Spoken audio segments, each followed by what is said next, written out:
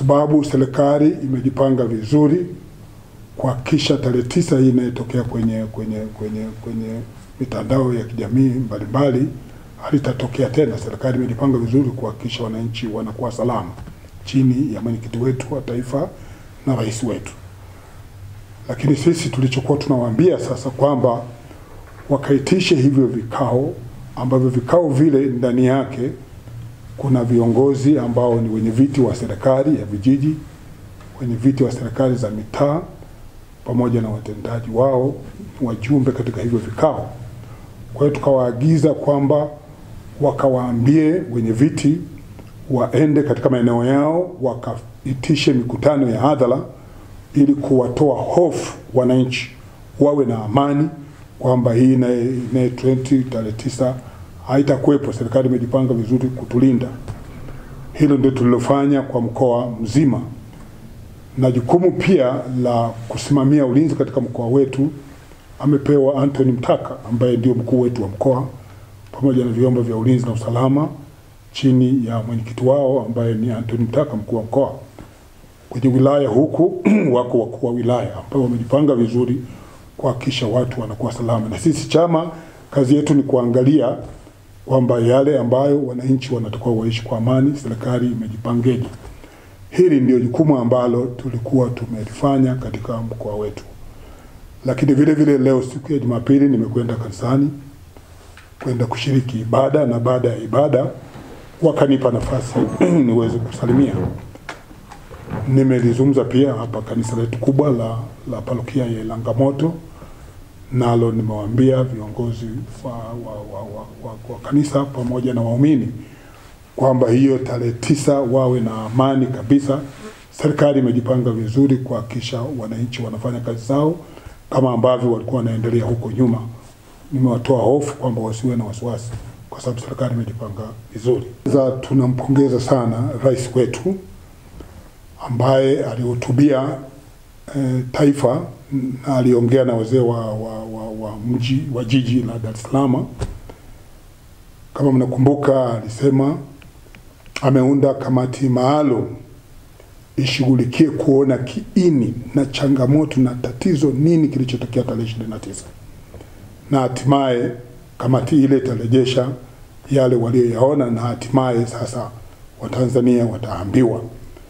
Kwa hiyo alituhakikishia kwamba serikali imejipanga vizuri, na ndio na sisi kama chama, kwa sababu yule ni rais na ni mwenyekiti wetu wa chama, na sisi kama chama, na ndio maana tumefanya haya ambayo nimekuambia.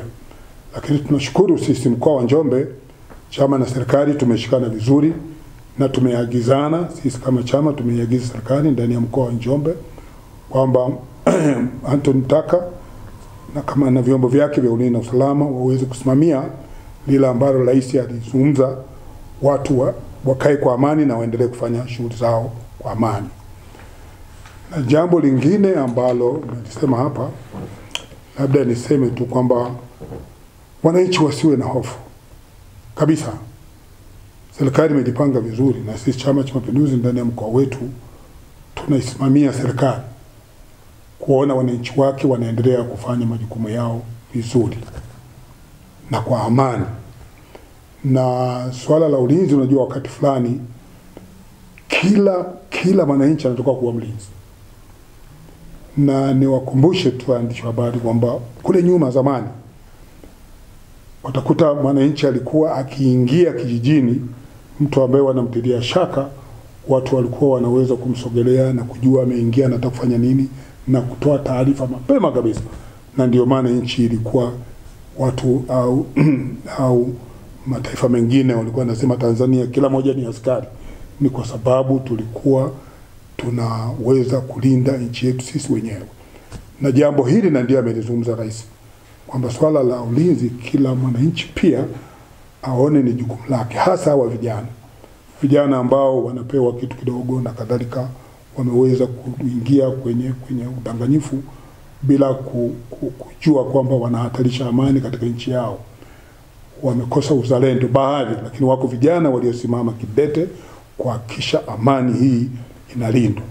Na ombi langu kwa vijana wa mkoa wa Njombe kwamba sasa tusimamie vizuri amani ili watu waweze kuendelea kufanya majukumu yao ipasavyo. Siku ya uhuru ni siku inayetukumbusha, kama hivi tunasema siku ya tarehe 25 ni siku ya Christmas, si ndio?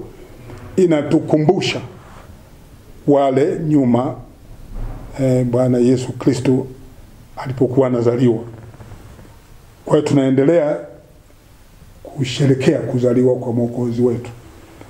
Vile vile Mtume Muhammad, sikukuu ya Eid na kadhalika, zote hizo zinatukumbusha. Kwa hiyo na hii tarehe 9 Disemba, siku ya uhuru, inatukumbusha uhuru wa nchi yetu ulipatikana tarehe hiyo. Ndio maana sasa tarehe 9 itaendelea kukumbukwa vizazi na vizazi. Na ndio maana tunawaomba vijana kwamba kama vijana hawa ambao wanadanganywa wangetokea tangu baba wa taifa kule, wangekuwa wanadanganywa, nchi hiyo tungekuta iko katika hali mbaya, kwa sababu wale nao waliilinda mpaka tumeendelea kizazi na kizazi. Na sasa ndio maana tunawaomba vijana wetu waweze lakini pia tunaomba wazazi, sababu wakati fulani ni jamii, watoto wanaofanya hivyo ni vijana wetu, ni watoto wetu, ni ndugu zetu. Tuwakanye wanapotaka kufanya vitu vibaya. Sisi wazazi pia tusimame kidete kulinda vijana hawa wasiingie kwenye kitu ambacho kitaharibu image ya nchi yetu.